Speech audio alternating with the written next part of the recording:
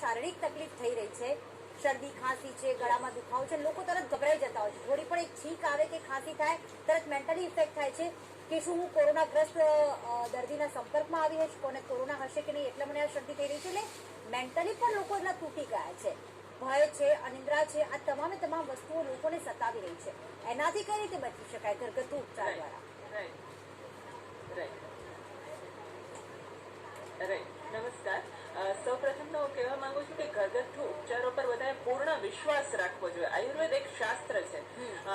આયુર્વેદ શાસ્ત્રના ઘરગથ્થુ ઉપચારોની જે ભારત સરકારની આયુષ મંત્રાલયની ગાઈડલાઈન છે એને થોડું સમજી અને બધાએ નિત્યક્રમમાં અનુસરણ કરવું જોઈએ. જેમ કે ગરમ પાણી પીવાનું છે, તો ગરમ પાણી અત્યારે ઉનાળો આવી રહ્યો છે, આપણે ટોપિકલ કન્ટ્રીઝમાં છે, તો એક નાનકડી ટિપ્સ આપવા માંગુ છું કે ગરમ પાણીથી ઘણાને એસિડિટી થતી હોય છે, બળતરા થતી હોય છે, સ્કિનમાં રેશિસ થતા હોય, તો એ લોકોએ 1 લીટર ગરમ પાણીમાં 1 ચમચી આખા ધાણા નાખી અને ઉકાળીને પીવું. આ રીતની થોડી સમજ સાથે જો બધી ટિપ્સનો ઉપયોગ કરવા માટે તો બહુ સારું રહે. અને તમે જે કહ્યું એમ લોકો ભયભીત થઈ રહ્યા છે. આયુર્વેદમાં એક સૂત્ર છે, વિષાદો રોગ વર્ધનાના. વિષાદ, માનસિક અવસાદ, ભય, ડિપ્રેશન, ચિંતા, શોક, આ રોગને વધારે છે અથવા રોગ ન થયો હોય તો પણ થવાની સંભાવના વધારે છે. આપણી આસપાસ ઇલેક્ટ્રોમેગ્નેટિક ફિલ્ડ હોય છે જેને ઓરા કહેવામાં આવે છે. યુનાઇટેડ નેશન્સમાં અમેરિકામાં જયારે મારું લેક્ચર હતું ત્યારે ત્યાં એ લોકોને ઓરાની જાણકારી હતી ને એ ઉપર બહુ સારી ચર્ચા થયેલી કે રોગ પ્રતિકારક શક્તિ કે ક્ષમતા જો ઓરા સ્ટ્રોંગ હશે તો સારી રહેશે. અને એના માટે ભય, ચિંતા, શોક કે અવસાદથી, વિષાદથી બચવા માટે ધ્યાન, યોગ અત્યારે બહુ સહાયક નીવડી શકે એમ છે.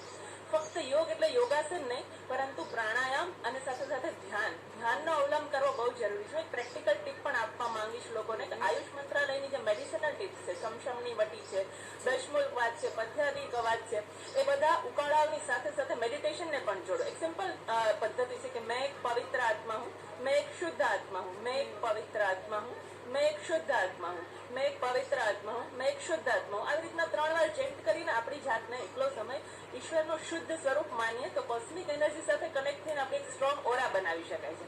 હવે આ માટેના જે લોકો ઉપરના પ્રયોગોની વાત થઈ તો આપણી પાસે અત્યારે ઓલરેડી રિસર્ચ માટેના ગ્રુપ્સ છે જ કે અમુક લોકો નિરોગી છે તો એ નિરોગી શું કામ છે અને કંટ્રોલ ગ્રુપ તરીકે લઈ શકાય.